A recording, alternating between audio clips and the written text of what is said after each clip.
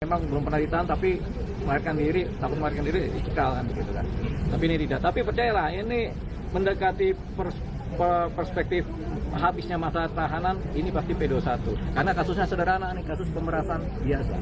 Bang, Pak Hari sih bang penahanan 40 totalnya bang. Total itu di kepolisian tuh 60 hari, 20 plus 40. 2 bulan.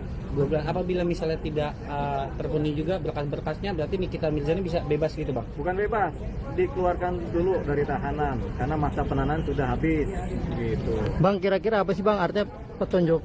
Jaksa biasanya kan minta petunjuk baru ya bang. Apakah menambahkan saksi baru atau tersangka baru atau apa bang? Tahu jaksa dengan penyidik begitu apa yang kurang. Tapi ini kan kita nggak tahu isinya apa. Penyidikan apa, materinya apa kita nggak tahu, saksinya bagaimana kita nggak tahu. Tapi yang jelas ini proses yang biasa terjadi dalam dunia penyidikan ya. P18, P19, P21 dan seterusnya itu biasa terjadi. Bahkan orang yang sudah ditahan pun bisa lepas demi hukum. Ada beberapa klien saya juga akhirnya keluar dengan sendirinya karena masa penahanan habis. Akhirnya perkaranya mungkin nggak cukup bukti atau tidak cukup formilnya, akhirnya di SP3 bisa juga. Tapi kalau kasusnya seperti yang ini sebenarnya kasus pemerasan biasa, jadi mudah di P21. Bang, kemungkinan ada tersangka baru mungkin nggak bang? Artinya kan melihat kasusnya kan pemerasan, terus sempat awalnya kan melaporkan 4 orang, ternyata yang jadi tersangka hanya 2. Hanya 2. Iya, kemungkinan tersangka baru tergantung hasil gelar perkara terakhir nanti. Kalau memang sudah pengembangan ternyata ada calon tersangka baru atau dari jaksa bilang ada petunjuk maksudnya bakal ada tersangka baru, ya itu nanti yang dikerjakan. Itu bisa nyusul. Dan jelas pokok perkaranya dulu masuk ke persidangan, nanti kalau ada tersangka baru itu bisa Kenapa? Dia melakukan penyadapan tanpa izin. Jelas dong, itu sangat bertentangan. Itu hak privasi orang. Terus disadap, kemudian di expose di seluruh media, disebarkan hanya untuk menyerang kehormatannya Nikita Mirzani, menjelek-jelekan Nikita Mirzani. Padahal jelas di dalam undang-undang ITE yang berkaitan dengan proses penyadapan itu hanya boleh dilakukan oleh penegak hukum yang jelas diatur di dalam undang-undang. Contoh, penyadapan hanya bisa dilakukan oleh kepolisian, penyadapan hanya bisa dilakukan oleh kejaksaan, penyadapan hanya bisa dilakukan oleh KPK. Kalau perorangan melakukan penyadapan, maka jelas dia melanggar Pasal 31 Undang-Undang ITE, Pasal 47 Undang-Undang ITE. Jelas sanksi pidananya di atas 5 tahun. Sebagai kuasa hukum saya tahu perkara ini, dan itu menjadi kewajiban saya untuk memberikan perlindungan. Tapi hak dan kewenangan terkait penahanan dan semua, itu menjadi kewenangan penyidik. Tapi proses hukum itu adalah hitam putih.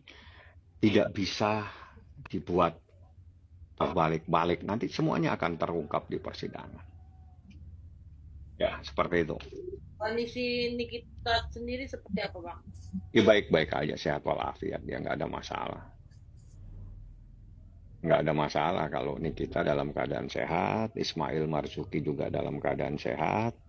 Pada saat saya di Polda, saya pasti akan bertemu, namanya membesuk ya. Kita ngobrol masalah hukumnya dan sebagainya. Banyak yang kita diskusikan sama Nikita. Termasuk pasal-pasal yang dalam laporan tersebut itu adalah setelah kita diskusi panjang dengan dia. Selama ini memang kita mencoba untuk melihat saja. Karena bagi saya dari awal saya sudah tahu, tapi di saat ada saatnya Nikita minta, abang saatnya kita lapor polisi.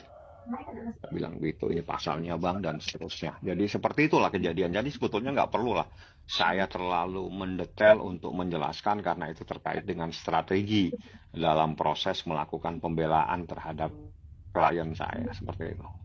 Ini kan dengan tujuan untuk penegakan hukum. Ya? Nah, menarik ya guys.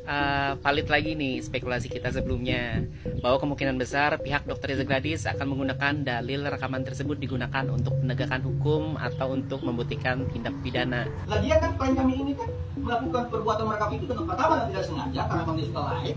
Lalu kemudian ini kan dengan tujuan untuk penegakan hukum. Tapi di sini lebih menarik lagi untuk kita ulas secara logika dan fakta guys. Di satu sisi pengacara menyebut bahwa perekaman dilakukan secara tidak sengaja karena kliennya Dr. Reza Gladys terbiasa melakukan live streaming.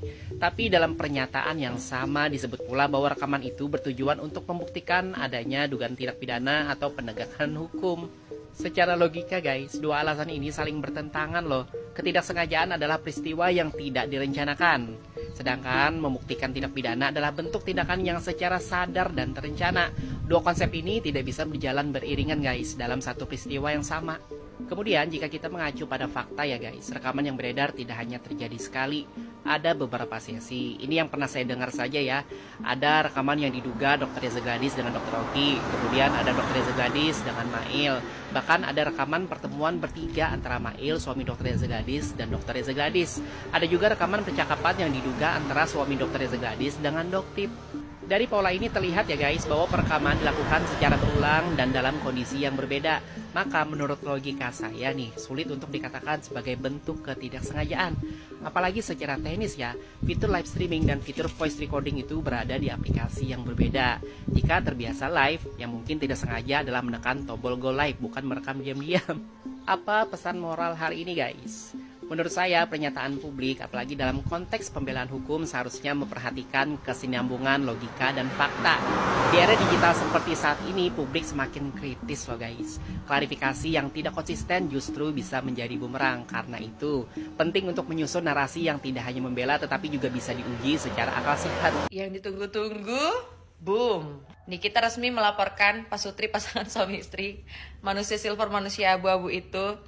Menyala lu, menyala, cuy, mam. Nah, udah, kalau gua kata mah ya, udah itu udah akurat sekali itu buktinya, 6-10 tahun penjara. Masyarakat Indonesia Raya Merdeka ini pun tahu, udah terdengar semuanya. Pak Kepolisian, saksi banyak sekali Pak ya, satu Indonesia Raya Merdeka ini. Kalau bisa menjadi saksi atas rekaman tersebut yang beredar luas. Itu sangat tersebar luas Pak. Semuanya siap menjadi saksi. Gue gak kebayang kalau misalnya saksi diperbolehkan gitu banyak ya. Karena kan banyak banget gitu yang mengetahuinya gitu kan. Udah, untuk gak kuat gue guys. Semangat buat si manusia silver abu-abu itu ya. Persiapkan mentalmu. Makanya hati-hati sama orang yang tenang seperti air. Air tuh diam tapi menghanyutkan. Boom. Beberapa orang bertanya, apakah boleh seorang terdakwa itu menjadi saksi di kasus orang lain? Jawabannya adalah boleh. Itu kalau nggak salah disebutnya saksi mahkota. Tapi yang anehnya lagi kelihatan di sini seperti ada apa-apanya karena di kasus laporannya Rasman aja yang udah jelas-jelas pemukulan itu terjadi di kantor polisi, itu dia menolak untuk diperiksa dengan alasan dia ditahan. Tapi dia mau menjadi saksi di kasus yang dia sendiri adalah pelaku. Kenapa gue bilang dia sendiri adalah pelaku? Bahkan gue dulu melaporkan dia atas pencemaran nama baik. Sama jeratannya seperti yang dijerat oleh Sandi untuk Isa Zega. Bagaimana mungkin seorang Nikita Mirzani yang hobi sekali berkata-kata kasar untuk orang lain, mencaci maki orang lain, menghina status sosial orang lain, lalu mempleset-plesetkan nama orang lain, itu menjadi saksi sebuah kasus pencemaran nama baik. Terus juga wajar lah ya dia datang karena dia bagian daripada segitiga bermuda yang dikatakan oleh Dr. Oki, Sandi, dan Nikita Mirzani. Begitu, simpulkan sendiri. Dan meminta S ya, saksi S. Saya tahu kan siapa yang S ini, siapa yang dimaksud, untuk menyaksikan, memberikan kesaksian. Dalam konteksnya tentu untuk kepentingan dia, si pelapor. Ya mana mau, nggak mungkin lah. Ada yang panik karena masa penahanan ini berjalan terus menerus, dan kalau ini sampai berakhir masa penahanannya, dan ini tetap tidak bisa PS21, maka harus dikeluarkan NM dari tahanan. Teruntuk dokter begengnya, lo panas dingin gak sekarang? Kak Nikita balik lapor, ya kan? Yang lo rekam itu untuk bahan pembuktian, barang bukti, ya, itu tidak boleh.